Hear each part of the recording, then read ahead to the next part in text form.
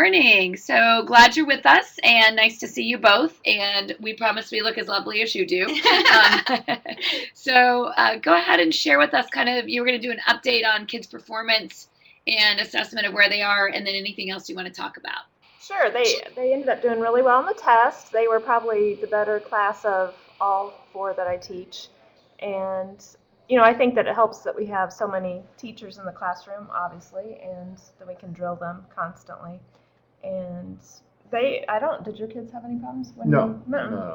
We split it up, so. The multiple choice part seemed to go a lot more smooth than the writing portion for my group.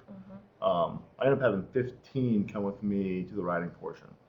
And I had one that needed a little extra time and a little more prompting. That was our ELL student. And then it was kind of interesting. We had students without accommodations go with him, and then I had some stay with me who had accommodations who could have gone. So that was fun. So it was interesting. So the writing, they're doing fine with the writing too. I'm still grading. I'm not quite done with that, but they're doing well on that. So. Well, one of the things I was just in visiting for 2 days schools and classrooms that were co-teaching, and one of the things that we talked about for kids with struggles in writing is thinking about the writing as a process from your brain to your hand, and using the oral part of the mouth in the middle. So if you kind of think about where writing flows, it flows from your brain to your hand, but it's really you talking on paper. But what we're finding, especially for kids of poverty or kids who are second language learners, actually letting them talk into anything, whether it be a tape player, it be an MP3 player, it be their phone before they write, seems to be the bridge that's allowing us to jump from their brain to their mouth, from their mouth to their hand.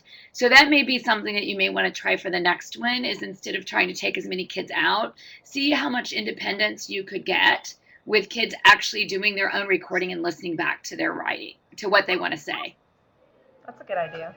Yeah. So, okay, that's one. And did any beyond some struggles with writing, was there anything about the writing that was hard? Was it organization? Was it responding to the question? What did you find difficult?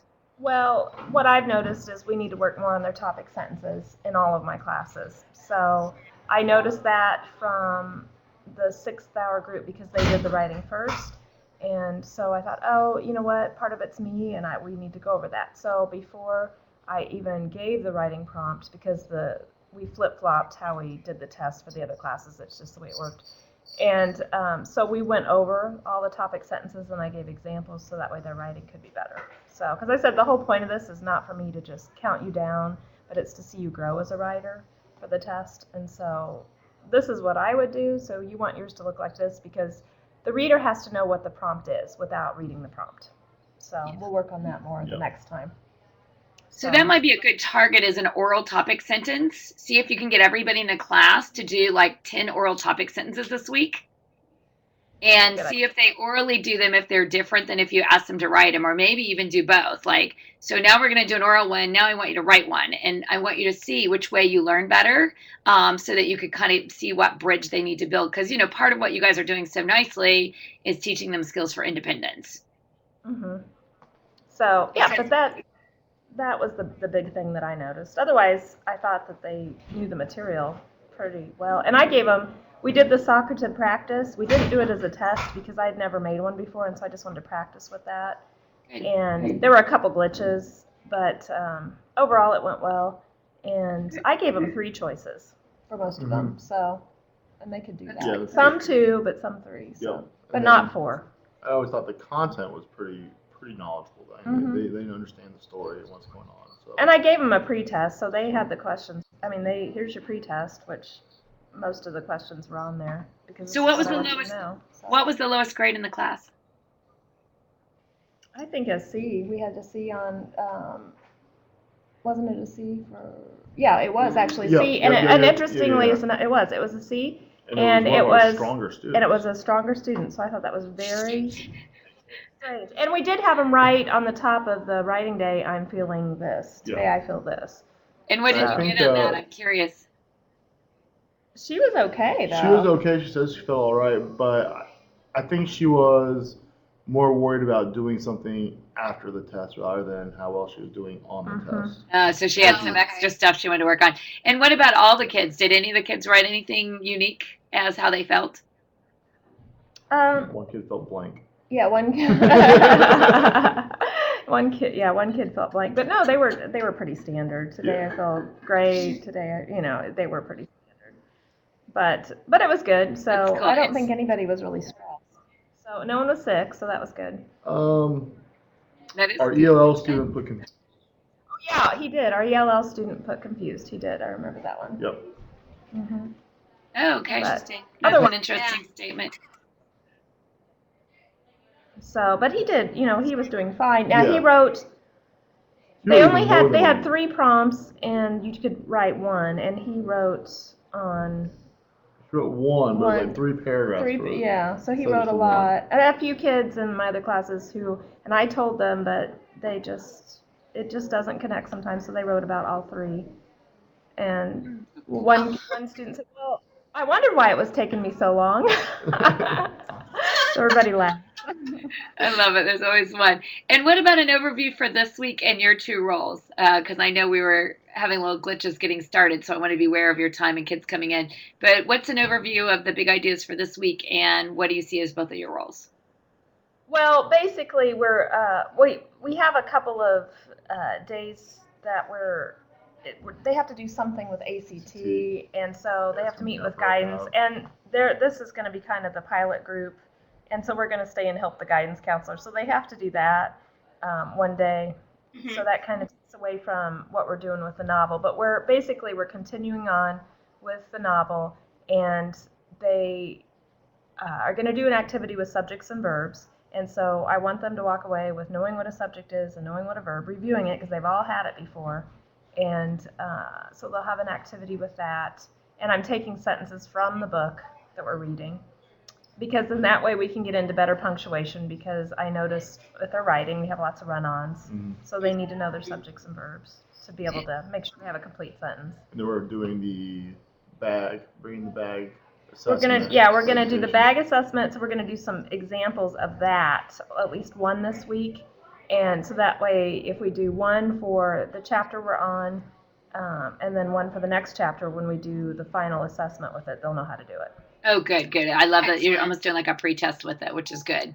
So that'll be good. And I'm gonna give them some samples with what other kids have done over other books I know they've read. So that'll be helpful, I think. That's cool. And then just coming up, we're brainstorming projects because we don't want it to get boring for the kids.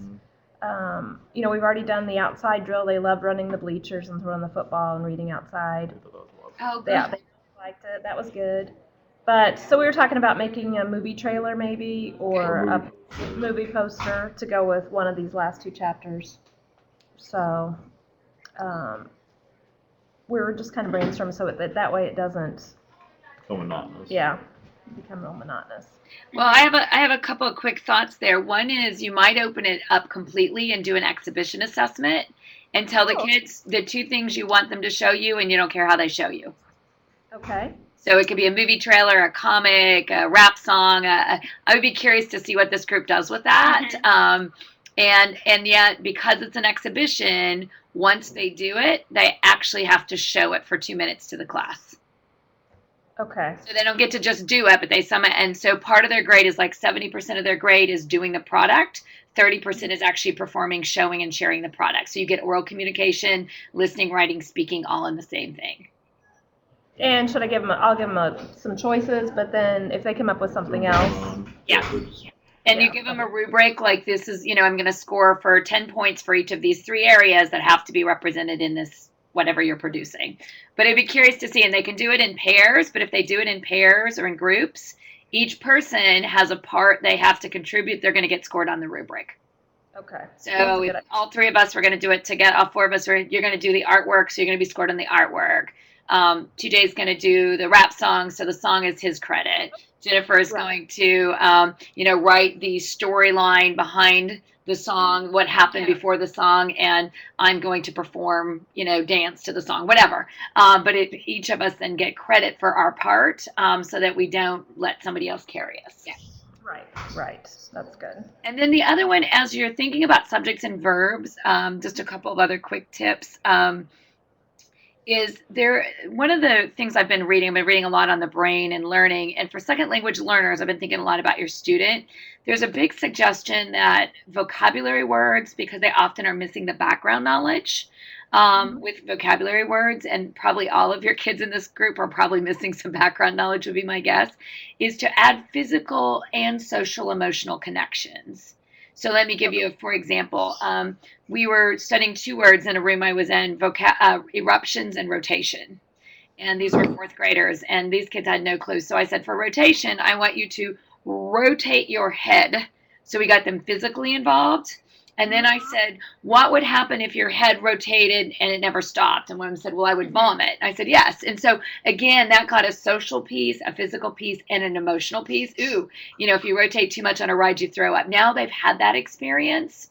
And so it now has background knowledge because it was about them as a human. The other word, eruption, they all could tell me what a volcano erupts, didn't have a stinking clue what it meant.